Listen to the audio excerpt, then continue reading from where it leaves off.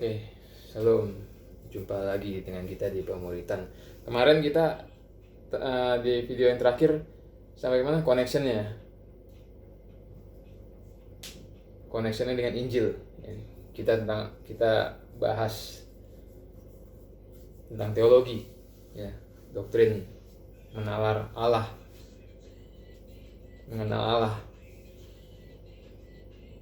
Kemarin sudah sampai di connectionnya. Jadi Allah yang maha besar itu berdaulat, maha kuasa, sempurna, kudus, segala-galanya lah. Dia masih mau mengasihi kita, ya, orang berdosa. Sebelum kita masuk ke Gospel Connection, seperti biasa kamu, Injil ada kabar baik, apa kabar baiknya? Kabar baiknya adalah Allah turun ke bumi dalam bapa manusia yang bernama Yesus. Dia menaati perintah Bapanya untuk berjanjian lama dengan sempurna. Seharusnya kita manusia yang menaati perintah Allah. Sampai akhirnya ia masuk ke Yerusalem, yang ditangkap, dihina, dipukul, dan disalibkan. Seharusnya kita manusia yang dihukum, tetapi dia tanggung semuanya di pundaknya. Ia ditikam dan diremukkan oleh Bapanya sendiri untuk memuaskan murka dan keadilan Bapanya. Ia mati di kayu salib, dikuburkan, 3 hari kemudian ia dibangkitkan sebagai tanda pembayarannya telah lunas dan nama baiknya telah dipulihkan, karena Yesus bukanlah seorang penjahat, melainkan anak Allah. Karena kebangkitan Yesus adalah lambang kemenangan bagi kita orang dosa. Jadi kita orang dosa harus bertobat dan percaya Injil agar dapat masuk ke surga dengan mengandalkan kebenaran Kristus. Jadi Allah yang maha besar itu, Allah yang sempurna itu mau mengutus satu-satunya anak yang dia kasihi untuk berkorban bagi kita manusia, supaya kita bisa diselamatkan. Tapi ingat, kita manusia, kita ini bukan tujuan utamanya, ngerti? Bukan tujuan primer seperti yang diberitakan sekarang. Orang sekarang terlalu memberitakan kasih dengan berat sebelah, seakan-akan yang dikasihi oleh Allah itu manusia, seakan-akan yang tujuan Tuhan berkorban itu manusia, gitu. Seakan-akan manusia itu penting, gitu. Tapi enggak begitu, ngerti? Kita ini alasan sekunder, bukan alasan yang utama, bukan yang primer.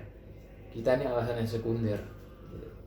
Alasan primernya, alasan utamanya tentu Allah itu sendiri, gitu. Ngerti nggak?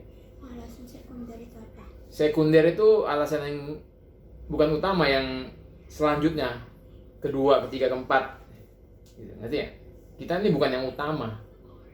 Manusia ini, kita ini bukan alasan. Karena ya nanti besok selesai ini kita akan belajar doktrin antropologi, doktrin tentang manusia. Kita tahu kita ini hancur, bejat, rusak karena dosa. Sedangkan kalau kamu belajar sifat-sifat Allah, salah satunya, ya bukan salah satu, salah banyak, dia sempurna. Ya. Sesuatu yang sempurna nggak membutuhkan sesuatu di luar dia. Ngerti? Orang yang sempurna itu nggak bakal butuh orang lain, karena dia sudah sempurna, butuh apa lagi? Allah itu sempurna, dia nggak butuh sesuatu yang di luar dia. Dia bisa melakukan segalanya. Dia berdaulat itu nggak tergantung, artinya nggak tergantung pada apapun. Justru malah apapun ciptaannya itu tergantung pada dia. Itu berdaulat, dia di atas segalanya, berkuasa atas segalanya, dia berdaulat. Ya. Di situ kita bisa lihat bahwa dia nggak tergantung sama manusia, nggak butuh manusia. Terus dia suci, kudus. Papi pernah ajaran kudus itu artinya terpisah dari kudus itu juga bisa diartikan suci, tanpa cacat, tanpa dosa. Ya kalau Allah yang kita bilang kudus ya, dia memang satu-satunya, nggak ada yang lain seperti dia, unik, dan dia suci, tak, dia nggak bisa bersatu dengan dosa, dia terpisah dari dosa. Sedangkan kita berdosa, jadi nggak mungkin kita ini jadi alasan yang utama tuh, nggak mungkin. Terus Allah itu baik, sesuatu yang baik pasti membenci yang jahat, gitu, ngerti? Makanya kita manusia nggak bisa dibilang baik karena kita jahat. Menurut Alkitab kita ini jahat, semua manusia telah jatuh dalam dosa dan kehilangan kemuliaan Allah. Terus masih banyak kok sifat-sifat lain, ya, seperti Allah itu kasih dengan benci itu selalu jalan bersama. Tapi selalu ngajarin kamu, kalau kamu menyayangi kucing misalnya, kamu suka sama kucing, kamu mengasihi kucing, kalau ngeliat kucing kamu peluk-peluk, kamu lus-lus.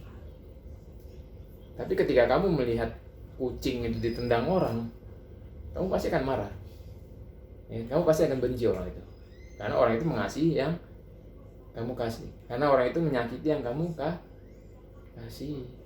Jadi Allah itu kasih, tapi dia juga membenci sesuatu, ya dosa, yang dibenci itu kejahatan. Karena dia baik, jadi dia harus benci kejahatan. Jadi, dan masih banyak lagi sifat-sifat Tuhan yang bertentangan dengan, bertubrukan dengan keadaan kita manusia. Jadi benar-benar kalau kita nih bisa diselamatkan, bisa dikasih, itu benar-benar karena kasih karunia. Jadi kita bukan alasan primer. Jangan sampai kita merasa GR atau merasa dipentingkan, bahkan sampai merasa jadi pusat dari alam semesta ini. Kita manusia bukan pusat dari alam semesta. Pusat dari alam semesta ini Tuhan, Yesus itu sendiri. Sebab Allah, kalau kamu baca di Kolose 1, Allah itu menciptakan dunia ini dan isinya itu untuk anaknya, untuk Yesus. Bukan untuk kita. Justru kita ini malah menghancurkan, gitu. Ya. Jadi alasan utamanya buat kita. Alasan utamanya ya Injil itu, pengorbanan Yesus di kayu salib. Alasan utamanya ya Tuhan itu sendiri, kemuliaan Dia sendiri. Ya. Ini. Ya, ngerti nggak? Alasan Tuhan itu Dia sendiri, kemuliaan Dia sendiri. Alasan pengorbanan Yesus di kayu salib itu ya namanya sendiri, reputasinya sendiri. Karena Dia itu Allah yang adil. Allah adalah hakim yang adil, menyebabkan Dia harus menghukum sesuatu yang salah. Sedangkan kita ini salah, dan kita ini layak untuk dihukum.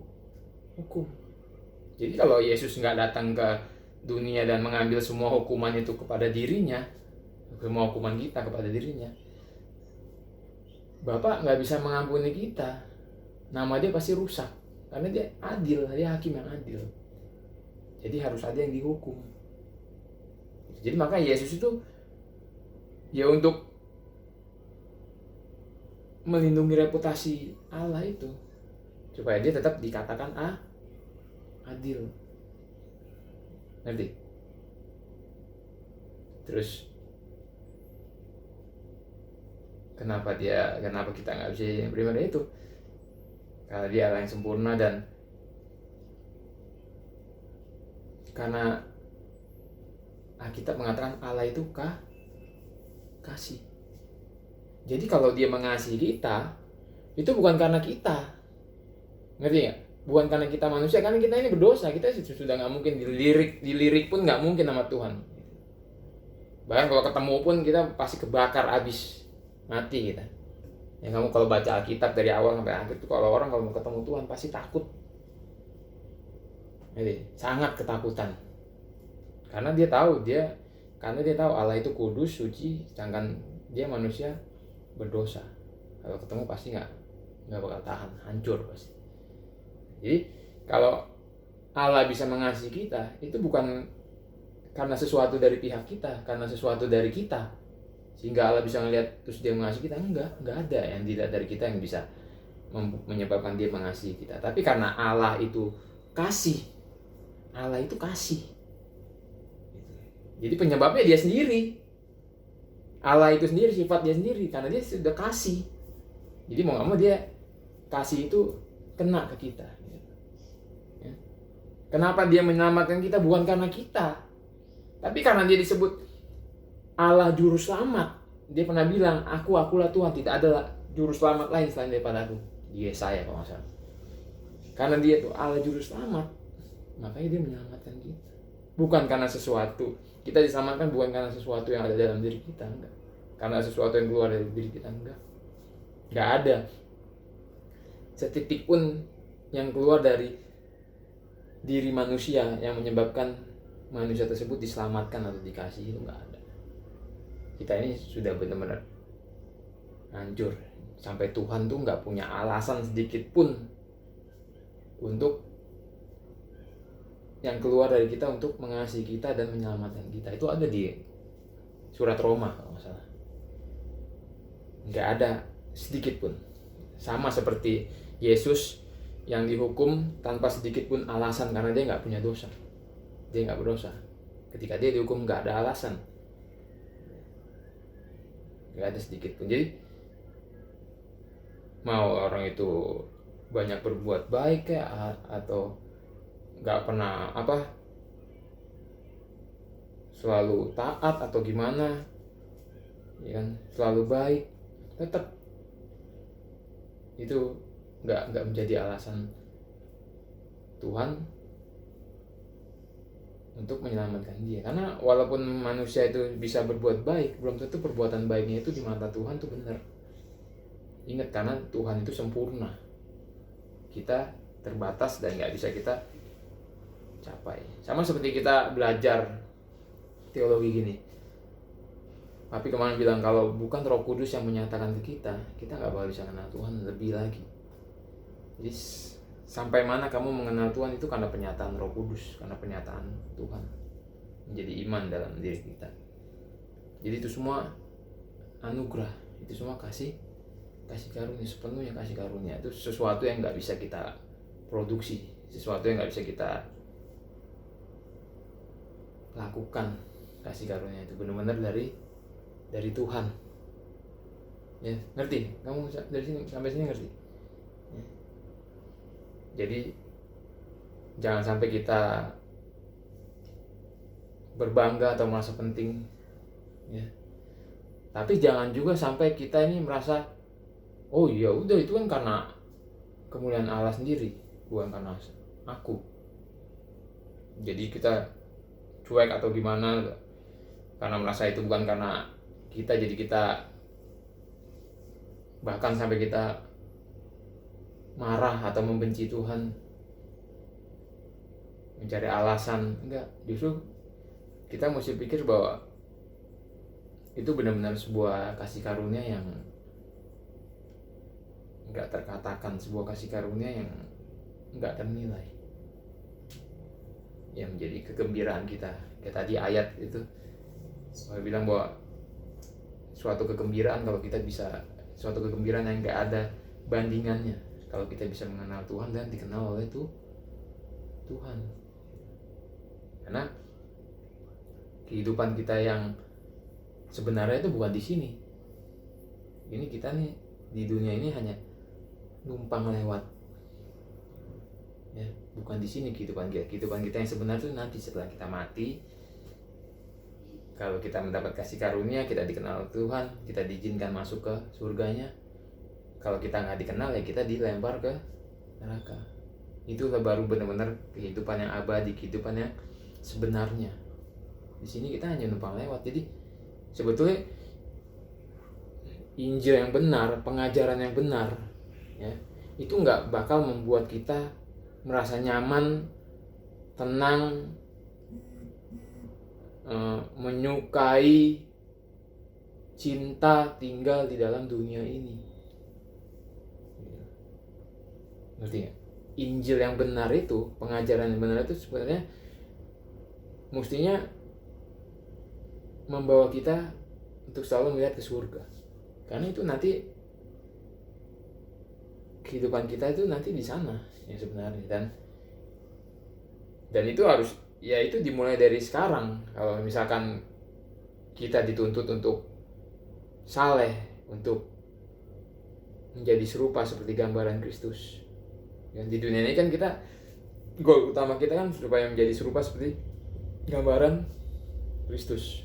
Nah, itu untuk mempersiapkan kita nanti tinggal di sorga Tuhan nanti. Jadi kalau Tuhan nggak, Papi selalu bilang bahwa kita diselamatkan ketika kita dilahir barukan. Kalau kita nggak dilahir barukan oleh Tuhan, dengan keadaan kita yang mati dalam dosa, bayangkan kalau kita nanti dimasukin ke dalam surga. Surga itu pasti hancur. Kenapa? Dunia ini hancur karena dosa manusia.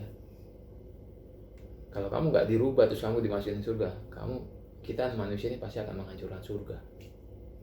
Ikut-ikutan hancur itu surga. Ngerti nggak? Jadi dari kehidupan ini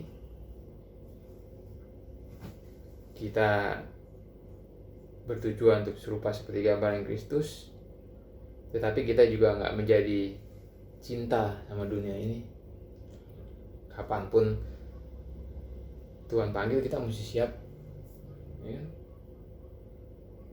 Bagi dunia ini semakin hancur, semakin jahat. Apapun yang manusia lakukan untuk membuat dunia ini jadi baik, jadi bagus, itu hanya memperlambat, hanya memundurkan waktu aja. Nanti hasilnya akan hancur-hancuran juga, akan membuat dunia ini lebih hancur.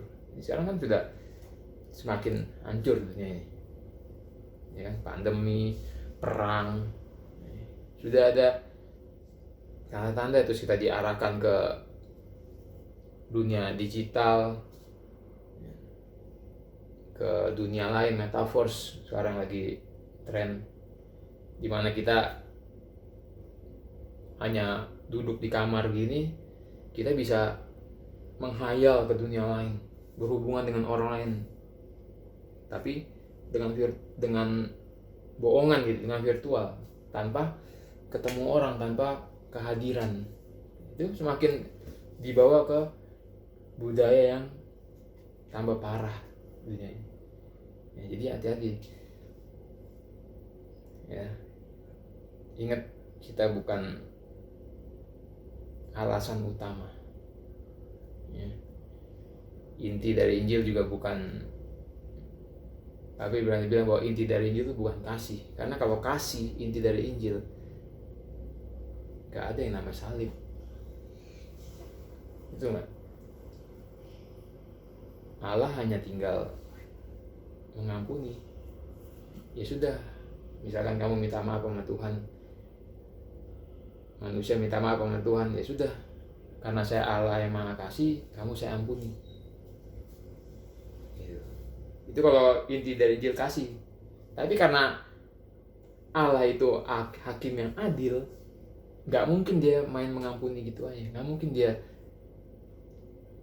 main mendemonstrasikan kasihnya begitu aja, karena dia Allah yang Maha Adil. Dia nggak mungkin menyangkal dirinya sendiri, ngerti? Bukannya ada suatu hukum adil atau suatu sifat adil yang lebih tinggi dari Allah, enggak. Itu sifat dia, jadi dia nggak mungkin menyangkal itu. Ngerti? Jadi kalau dibilang inti dari Injil adalah ya keadilan. Inti dari Injil itu justice, ya. Seperti yang tadi Papi bilang tadi, Yesus harus menjaga reputasi Allah dengan berkorban bagi kita, supaya sifat Allah yang membawa hakim yang adil itu gak rusak, gak hancur, supaya dia bisa mengasihi dan tetap disebut Allah yang adil. Ya. Jadi itulah Allah yang berdaulat, sempurna, menciptakan segalanya, nggak tergantung pada apapun. Ya. Dia mau sampai datang ke dunia ini dalam rupa manusia yang bernama Yesus, berdiri di tengah-tengah manusia yang hancur. Dia suci, tapi dia berdiri di tengah-tengah dosa, di tengah-tengah manusia yang berdosa. Itu benar-benar suatu, ya makanya dia harus datang dalam rupa manusia. Itu benar-benar suatu yang menggembirakan bagi kita, ya. Tapi sesuatu yang membuat Tuhan itu apa ya, Bapak bilang ya jijik mungkin, sama kayak kita yang misalkan kita nggak nakal tapi kita harus nongkrong di tengah-tengah anak-anak yang nakal misalkan, kan kita jadi aneh gitu, nggak nyaman, ngerti nggak? Ya itu yang menjadi alasan bagi kita untuk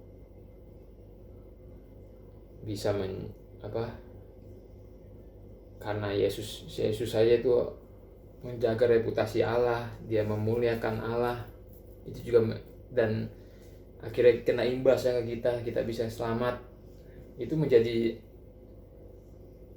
alasan bagi kita untuk bisa memuliakan Tuhan, untuk melakukan segala sesuatu untuk kemuliaan Tuhan. Roma 12 mengatakan, serahkan tubuhmu sebagai persembahan yang sejati. Ya itu karena kebaikan Allah, karena kasih Allah itu.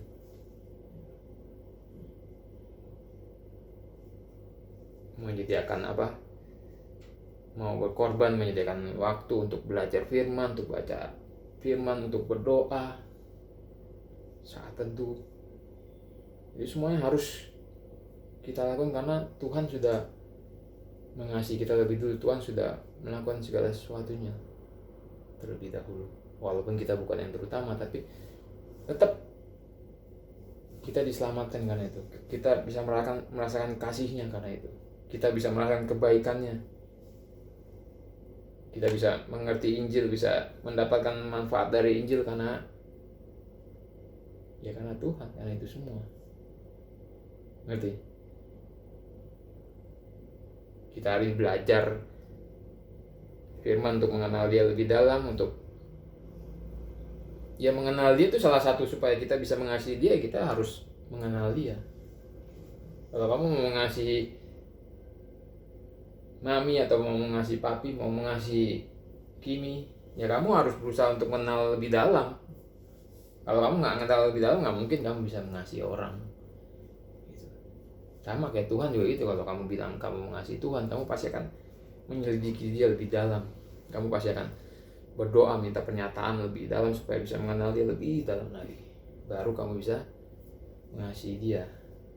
Dan kamu juga harus mengetahui posisi kamu sebagai manusia, bahwa kita ini berdosa, hancur, rusak total dan lain-lain. Kalau kita tahu bahwa kita ini gelap, ya, disitulah kita bisa melihat kasih Allah itu begitu terang. Ngerti? Ya. Nah, nanti di video selanjutnya kita akan belajar tentang Allah Tritunggal, ya.